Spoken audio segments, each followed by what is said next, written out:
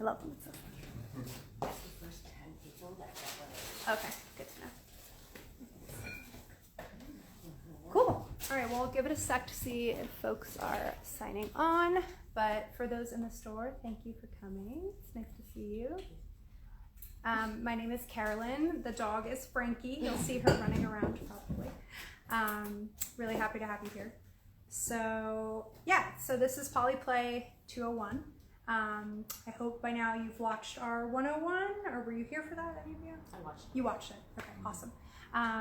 Yeah, so that was a pretty popular one. Folks are interested in polyamory, which we love to hear. We want to be a resource for anyone exploring other kinds of relationships other than monogamy. So yeah, this workshop for anyone watching online as well is a workshop for anyone curious about polyamory and ethical or consensual non-monogamy. We did do Polyplay 101 a few months back, so if you haven't watched it, like our awesome students here in the room, you can go to our Instagram page and check it out there. That's a broader overview of a lot of terms and relationship structures and things like that. Today is going to be a little bit more nuanced and advanced. So the overview for today basically is I'm going to give like a quick refresher of some 101 key terms for anyone who's kind of just jumping in right now. And then we're going to mostly focus on like the hotly debated topic of jealousy and ways to really enhance your internal world with yourself, and also key communication tools for yourself with any partners as well. I also just want to say that this is useful information for anyone who's interested in relationships, friendships, monogamous relationships, poly relationships. These kinds of skills will just enhance your communication skills across the board, so you do not have to be poly for this to be applicable. So has anyone in the room read The Ethical Slut? Part of it, yeah. Part of it, okay. And if anyone is online, I'm referencing The Ethical Slut, which we have in stock here at Shag. You can see it here.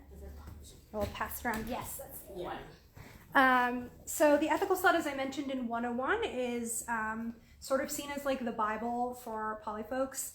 We're now moving in a little bit of a different direction, but this has been around for many years. It's an awesome starter place. And basically the way that they describe the overview of ethical non-monogamy or consensual non-monogamy is this umbrella term for the practice of having multiple romantic or sexual partners at the same time, where everyone involved is aware of the relationship structure and arrangement and consents to it. Polyamory is a subset within CNM or ENM. Polyamory is the practice of having multiple loving relationships, or the capacity or interest for multiple loving relationships. So that can look like someone having multiple loving partners, or there's sometimes like a polycule or a polyunion where there's maybe a triad of folks who are only seeing each other. They're not necessarily even dating outside of that.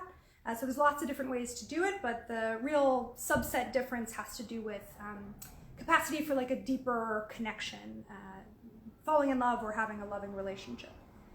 And so some of the core concepts we talked about in 101 that I'm just reviewing because they're useful for today's topic as well is this belief that is pretty core to this community that not one person is going to fulfill all of your needs.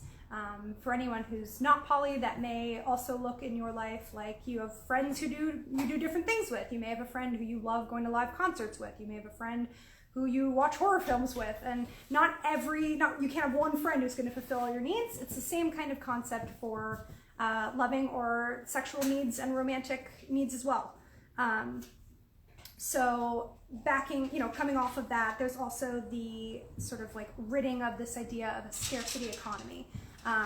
So this concept that, you only have 100% of love to give to one person, and so if you bring someone else into the mix, then you have 0% to give to them, which I mentioned in 101 is also very much a myth. If anyone has children, you know that to be true. If you have one kid, you're not giving 100% to one kid, and when the second one comes along, they get zilch. That's not how that works. You can have, an abundance of love for multiple different types of people.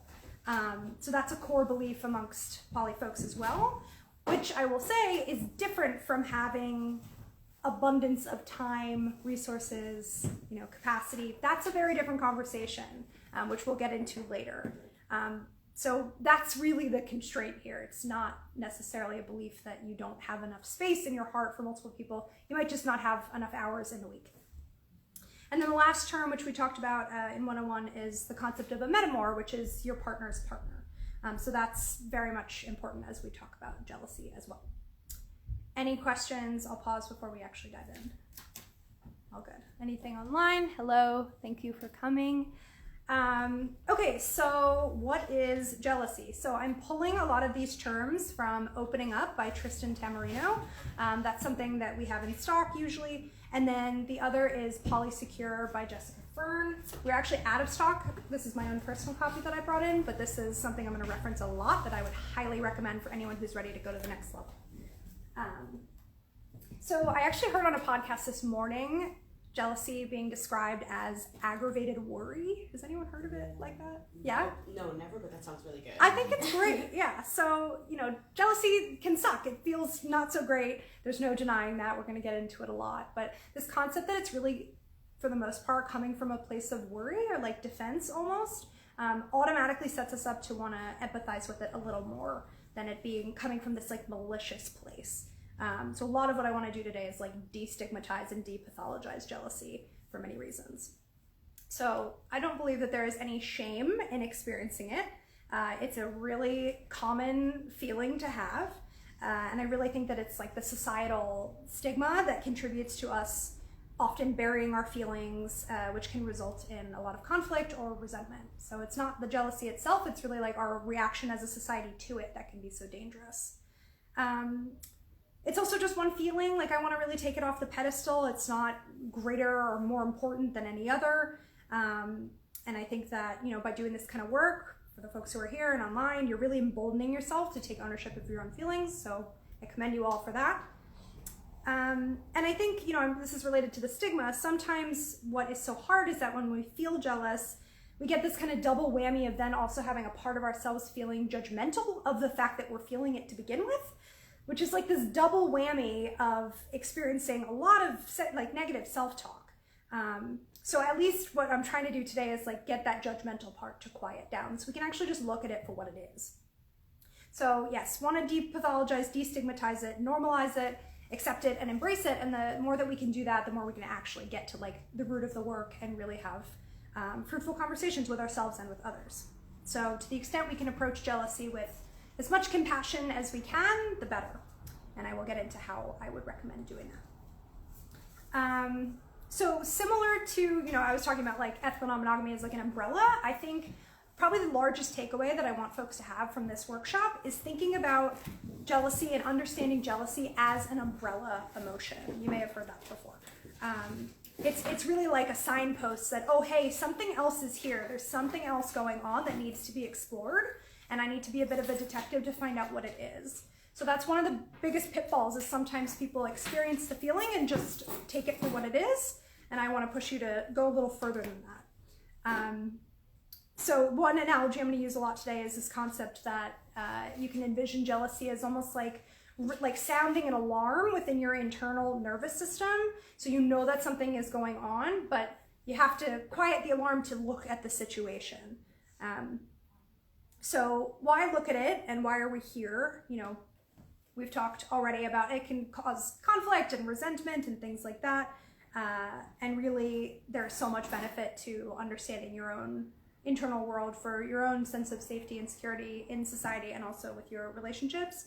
I have 2 quotes I want to share about it that I really like, and then I'm going to actually get into like some of the steps. The first comes from a book called Spiritual Polyamory. It's quoted in Polysecure, but it says, "This path requires owning jealousy as it arises, accepting others as they are, developing one's own sense of personal wholeness, and letting go of the belief that loving someone more means loving someone else less." So that very much talks about like the abundance mindset that we were discussing a little earlier. And then the other one I heard, this is actually from the podcast I was listening to this morning, is from Multi-Amory. Is anyone familiar with that podcast? So good. I will recommend that later. This is from Jace on it. He said, "Jealousy in itself isn't bad, and the feelings aren't necessarily wrong. Jealousy itself isn't necessarily harmful. It's when it gets out of hand and we take actions that make it worse or harm ourselves or others, that's where it becomes a real problem. The point is not to eliminate jealousy, that you'll never ever feel it. The point is to find a better understanding of yourself through it and healthier ways of handling it when it does come up." So they have a very similar kind of campaign that I'm on right now. So there's 4 sort of steps that I've categorized that I have found very helpful in my life that I also think are, coming from these sort of like canonical books, to help you calm things down and be able to assess what's underneath. So the first one that I have is to turn off the alarm. So you want to calm down your nervous system. I'm assuming you've all felt this at some point, you know what I'm talking about. So when those alarm bells are going off, the very first thing to do is to try to soothe yourself as much as possible. So it's really impossible to, assess a situation when you're coming at it from a place of reactivity. So whatever that means for you to calm your nervous system down, even just a little bit. I'm not expecting people to go to like a state of Zen, but just something where you're not so reactive. So maybe going for a walk, calling a friend, even distracting yourself a little bit, just to kind of like get a breather from the situation, whatever the stimulating environment was or the trigger, is absolutely the first step to do. So you can really just like notice where in your body you're feeling it, whether your heart is racing or you're starting to sweat, and then actually like calming that down enough that you can start to do some work. So whatever is soothing, that's number 1. And the more that you can do that and like show up for yourself in that way, the more that your system is going to be able to trust you, that you're going to take care of yourself and advocate for yourself, and you're building that secure relationship with yourself before, going to a partner, like blaming them or relying on them to solve the problem. So number 2, once you've been able to kind of like settle in or landed, then you get to be a bit of a detective in your own experience.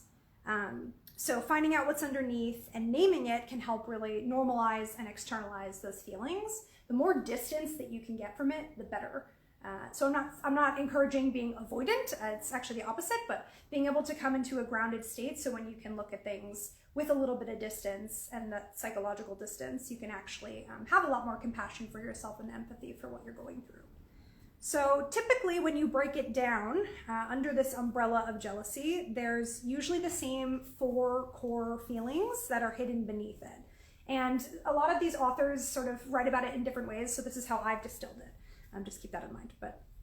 And the 4 that they really talk about are insecurity, envy, FOMO, and possessiveness. So I'm going to give like a short example of each. So you're starting to feel jealous. Not sure what it is. Okay, what's the situation? My partner is interested in this person who is really tall and I am really short, and this comparison has me feeling really insecure.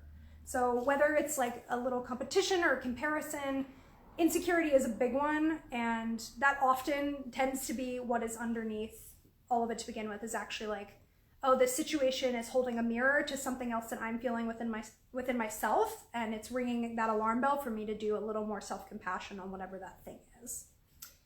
For envy, which is different from jealousy, I have the example of, my partner is on a date with a new partner that they like, but I've really been struggling with dating in my own life, and so I'm feeling really envious of what my partner has, this kind of like ease of dating that I really want for myself.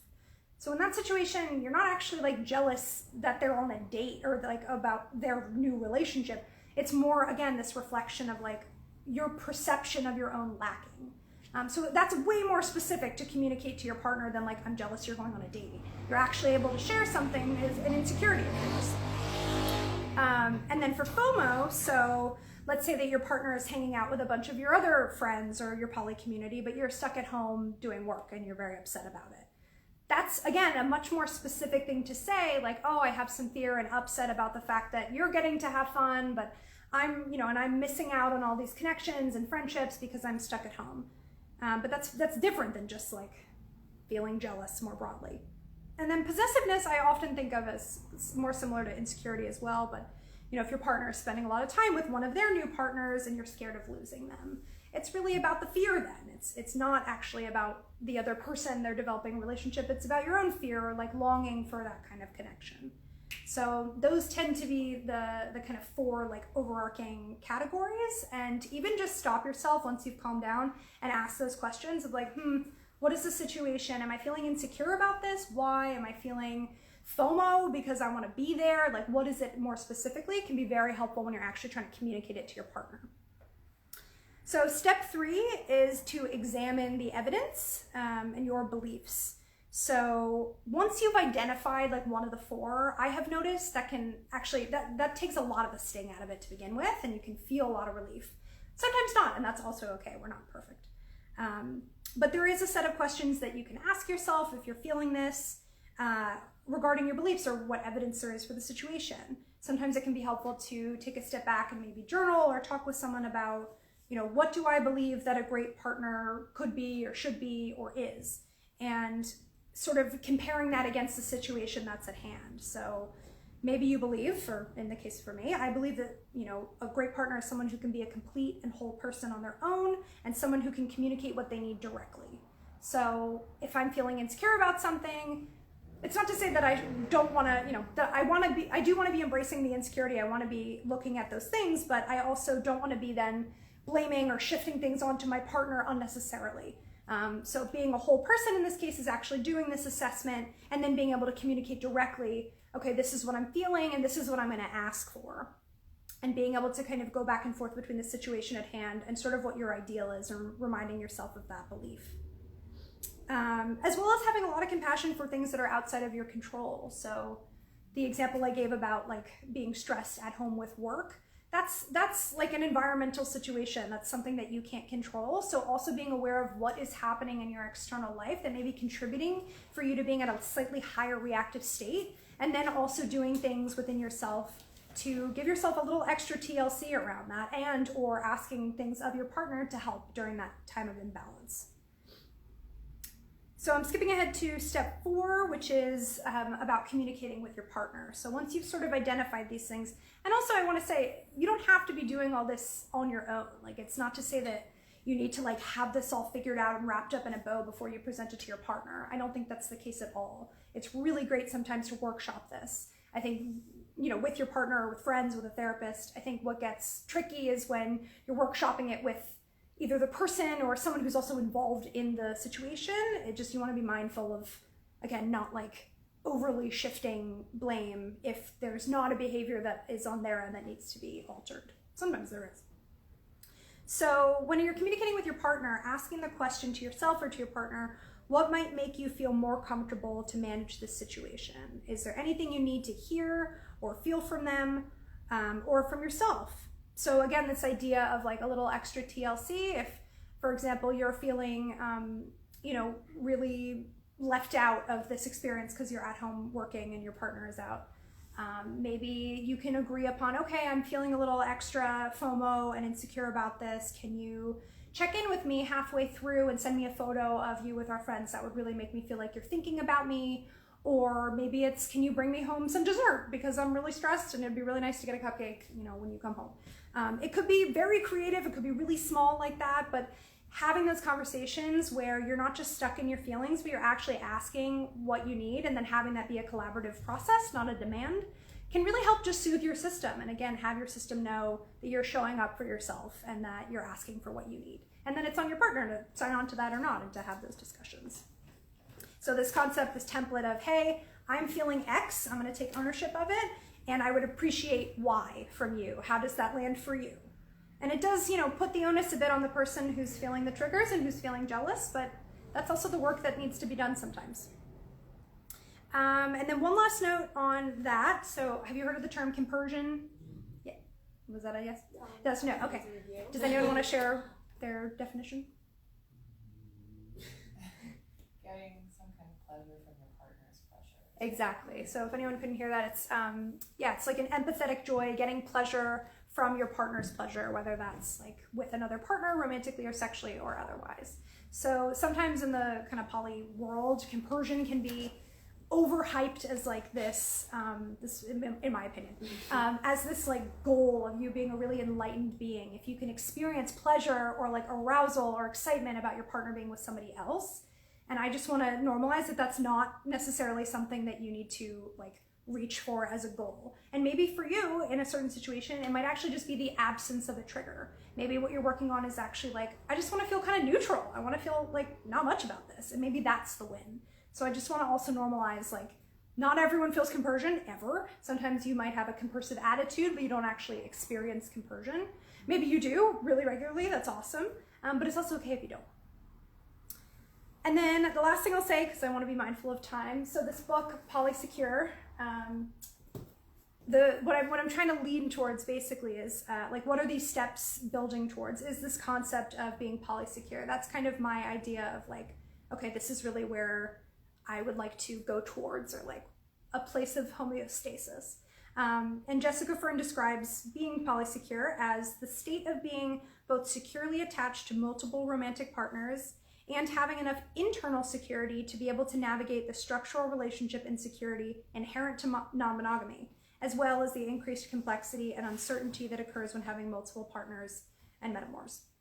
And so the way that she sort of encompasses, there's so many things in this book, but I'm just distilling two ways to really work towards achieving this is this concept of being a safe haven and a secure base for yourself and for others. And the way that she explains that is she says, I see being a safe haven as serving the role of accepting and being with me as I am, and a secure base as supporting me to grow beyond who I am. And so for me, thinking about that with yourself and your relationships, the safe haven is almost like the foundation when you're on a construction site. That's like the first and foremost like foundational thing. It's caring about your safety or your partner's safety. It's responding to distress. It's a lot of like physical and emotional basic needs met. That's a safe haven that you can turn to. And then ideally a secure base is when you can really build beyond. So it's the difference between just having a foundation and then actually having, security enough where you can grow together or apart. So that's supporting each other's relationships, independent activities, offering guidance when solicited, lovingly calling each other on your shit, and being a compassionate mirror for any kind of awareness gaps. So she, in this book, goes through a variety of ways that you can really reflect on your relationship with yourself and your partners to get a sense of, okay, what are the strengths and awareness gaps or weaknesses here in terms of the foundation that we have? Is there anything that can be enhanced? And then also in terms of a secure base, like how can I better support my partner to grow individually or with their relationships, and what do I need in return? So she's got a whole bunch of really practical questions that you can think about and kind of work through in your own time as well. So I have so many other things to say, but my main takeaways, because we're at time, is really just to be focused on having as much compassion for yourself as possible as you're feeling this, because it's a really normal thing. And the more you can take time to really soothe your own nervous system and then approach it with a place of curiosity and like being a detective rather than judgment, the much more effective that work is going to be. So compassion and curiosity are really the two for today. I'm going to stop there, open it up for questions, and we can also pause this at any time if you want to have like more of a dialogue. But any initial questions before I turn this off and share a few other goodies we have coming in?